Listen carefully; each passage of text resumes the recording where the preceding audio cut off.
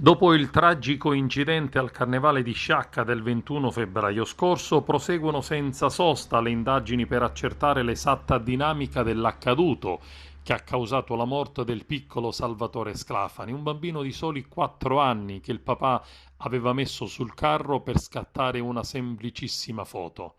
Il carro dell'associazione culturale è stato messo sotto sequestro giudiziario. Sono stati depositati i primi atti sulle testimonianze dei presenti e sulle perizie alla tragedia che ricostruiscono le primissime fasi dell'accaduto e dimostrano senza ombra di dubbio come il bambino sia scivolato all'interno del carro per la presenza di polistirolo, un materiale molto leggero che ha fatto precipitare il bimbo per poi essere schiacciato dalle ruote del carro. Abbiamo dedotto, dicono gli avvocati della famiglia, che anche gli altri carri allegorici hanno una base in polistirolo, mentre invece sarebbe necessario averla almeno in legno per sopportare il peso. Non si tratta dunque di un'imprudenza del padre, secondo i legali, ma una presunta negligenza da parte di chi ha costruito il carro e di chi ha deciso di mettere del polistirolo al posto delle tavole in legno, coperto da un panno rosso.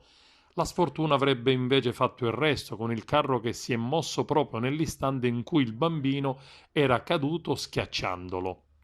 Sono in molti adesso a Sciacca che si pongono seri interrogativi sul futuro del carnevale e sulle manifestazioni di popolo in Sicilia, eventi religiosi, feste popolari, patronali ed eventi culturali di massa che per la presenza di migliaia di persone pongono all'attenzione dei responsabili rigide misure di sicurezza da studiare.